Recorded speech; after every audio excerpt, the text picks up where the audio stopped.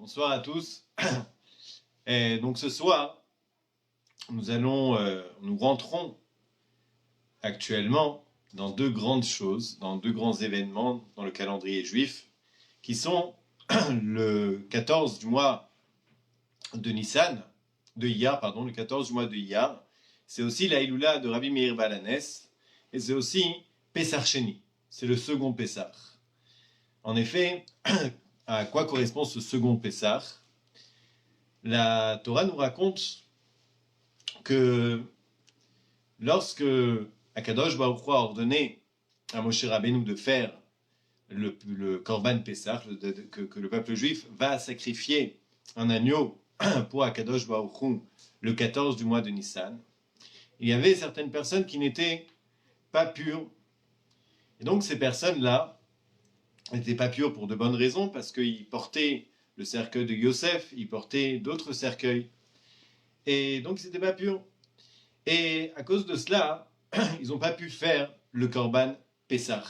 En effet, pour pouvoir faire un sacrifice au temple, il faut être pur, c'est-à-dire il faut ne pas avoir touché un mort ou touché quelque chose d'impur, par exemple un chéretz, un cadavre d'un animal, etc. Donc il y a certaines règles à respecter pour pouvoir rentrer au temple et pour pouvoir offrir un sacrifice. Et donc une personne qui touche un mort, il ne peut pas offrir un sacrifice. Donc ces personnes en question sont venues chez Moshe Rabbeinu. Ils ont dit à Moshe Rabbeinu, la manigara, pourquoi on va être repoussé du peuple juif? Pourquoi nous, on n'aura pas le droit de faire le Korban Pessah? Pourquoi nous, parce qu'on est impur, alors on ne va pas pouvoir faire le Korban Pessah? À ce moment-là, Moshe Rabbeinu n'avait pas de réponse à leur donner. Il ne savait pas, il a demandé à Akadosh Baruch Hu.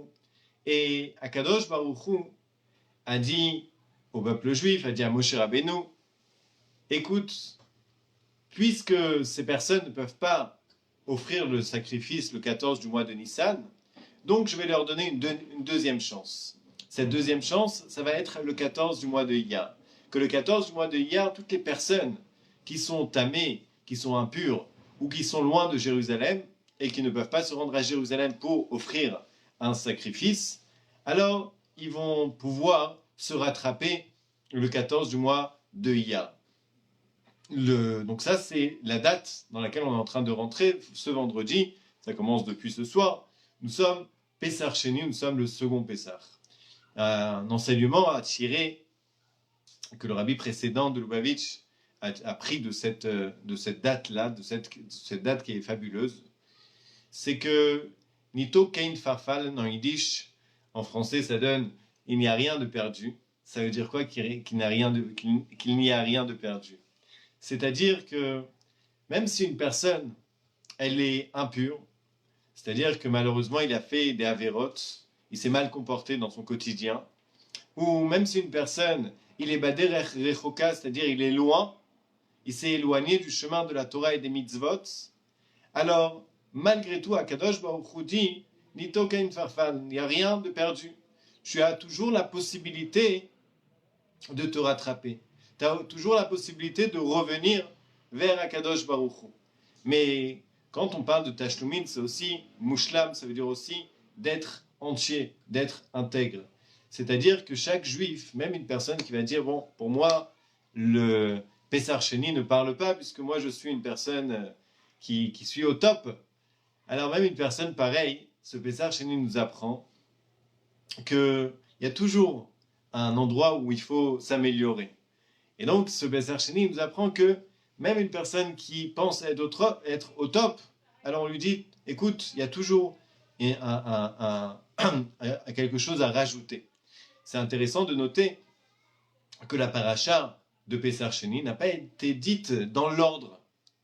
C'est-à-dire que dans la Torah, la paracha de Pessar Sheni, elle n'a pas été dite après la paracha du premier Pessar. Il y a le premier sacrifice de Pessar, et le deuxième sacrifice a été dit en plein milieu d'un hors-sujet. Et en réalité, pourquoi ça a été dit en hors-sujet? C'est parce que la tchouva d'un juif, c'est aussi un hors-sujet.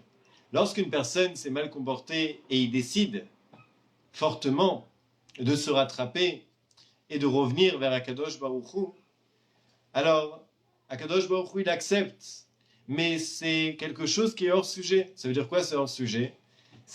La Gemara, elle nous dit qu'on a demandé à la Torah, on a demandé à la Chokhmah, à l'intelligence, on a demandé aux Nevi'im, on a demandé à plusieurs personnes, une personne qui a fauté, qu'est-ce qu'il va faire? Qu'est-ce qu'une personne peut faire pour se racheter? Et donc, personne de la Torah, des Nevi'im, de la Chokhmah, personne n'a pensé à la Teshuvah. Pourquoi? Parce qu'une personne qui a fauté, alors, par la logique des choses, quand tu as fait une mauvaise action, alors tu as une tache noire. Et puisque tu as une tache noire, alors tu ne peux pas te rattraper. Ce n'est pas possible de te rattraper. Mais la Gemara termine et dit, on a demandé à Akadosh Baruch Hu.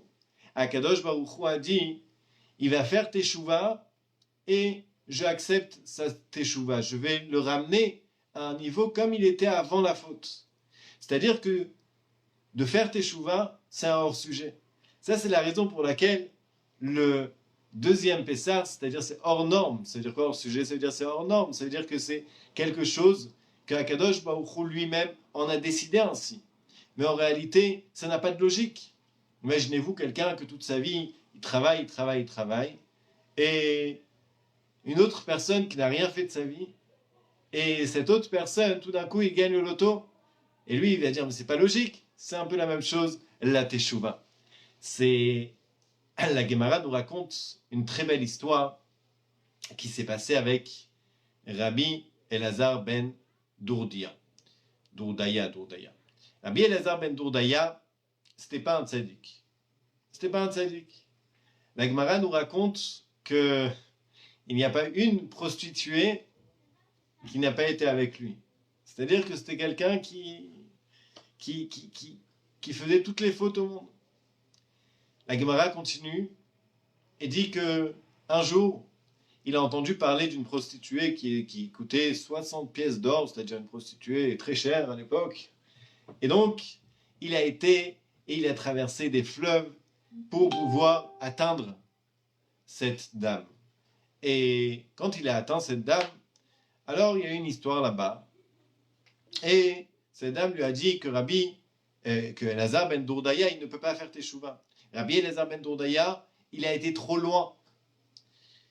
La Gemara continue et nous raconte. Rabbi Elazar ben Dourdaya, il s'est assis entre deux montagnes et il a demandé aux montagnes, demandez pour moi pitié à Kadosh Baruch Hu que je puisse faire Teshuvah. Ces montagnes ont dit, on va demander déjà pitié pour nous-mêmes. Et comme ça, la Gemara, elle énumère qu'il a demandé à la lune, il a demandé au soleil. Et chacun lui disait, écoute, t'es bien gentil, mais nous, on doit demander pitié et miséricorde à Kadosh Baruch Hu pour nous-mêmes. Jusqu'à ce qu'il a compris que la seule personne qui pouvait faire quelque chose pour lui-même, c'était lui-même. Et donc, il s'est assis là-bas et il a mis ses mains entre ses jambes et il a commencé à pleurer, à regretter tout ce qu'il a fait dans sa vie. Tout le mal qu'il a fait dans sa vie. La Gemara termine et dit que Rabbi Elazar ben Dourdaya, quand il a pleuré tellement, eh ben, il en est mort. Yatsa Nishmato. Son âme a quitté son corps. Là-haut, dans le ciel, on a dit, Rabbi Elazar ben Dourdaya, il va rentrer dans le Gan Eden, il va rentrer dans le paradis, si on veut dire, dans le paradis. Il va rentrer au paradis. Toute sa vie, cette personne, ce Rabbi Elazar ben Dourdaya, il n'a rien fait. Et au contraire, il n'a fait que du mal. À la fin de sa vie, il a fait Teshuvah. Akadosh Baruch Hu a dit, ça y est, il a fait Teshuvah, il va rentrer au Gan Eden. Sur ça, la Gemara termine et dit que Rabbi Yehuda Anassi, il a pleuré, il a dit, il y en a qui vont gagner leur Olam Haba, leur monde futur, en un instant. Il y en a qui vont gagner leur monde futur en un instant. Ça veut dire quoi? C'est-à-dire que Rabbi Elazar ben Dourdaya, en un instant, qu'il a regretté tout ce qu'il a fait, ça y est, il est entré au Gan Eden, il est rentré au Olam Haba. Donc de cette histoire, on peut comprendre qu'est-ce que c'est Pessar Sheni. Il n'y a rien de perdu.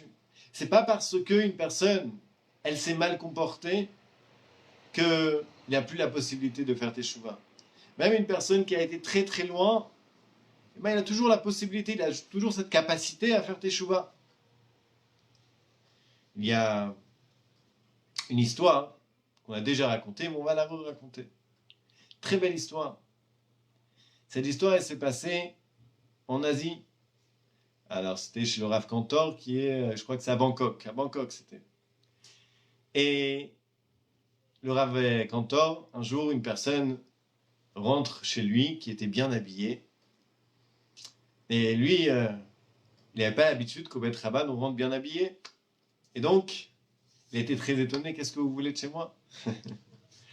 Et donc, c'était un Israélien qui venait de l'université de Tel Aviv. Il s'est assis dans le bureau du Rav. Il a dit au Rav, écoutez, j'ai un grand problème. Qu'est-ce qui se passe? J'ai fait tout le chemin depuis Eretz Israël jusqu'à chez vous, mais c'était pas pour venir au Beth Rabban, mais c'était pour aller chez un grand gourou, que ce gourou, il a cette capacité à m'apprendre à être apaisé. Et donc, qu'est-ce qui se passe? Je suis arrivé chez ce gourou. Ce gourou m'a dit, écoute, avant de commencer, tu vas prendre un petit peu d'encens et tu vas mettre sur l'autel qui est devant une grande statue. Et là, le problème est venu. C'était quoi le problème? C'était que j'ai pas réussi à le faire. Et je comprends pas pourquoi, moi, j'ai pas réussi à faire quelque chose d'aussi simple. Alors que moi, je suis pas un tzaddik. Et bien au contraire, dans ma famille, on n'a jamais fait Kippour, on n'a jamais fait Pessah. Toutes les fêtes juives ne nous ont jamais parlé.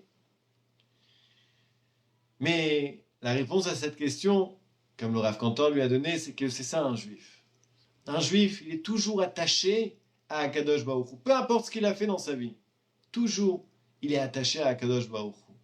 Même s'il est un Bederech Rechoka, même s'il est très loin du judaïsme, même si c'est voulu, la chem, ça veut dire que c'est voulu, comme le Maïmonide nous dit, que Pessar Sheni, cette deuxième chance n'était pas seulement pour les personnes pour les cas de force majeure, mais c'était même pour les personnes qui n'ont pas fait les choses correctement parce qu'ils n'ont pas voulu le faire.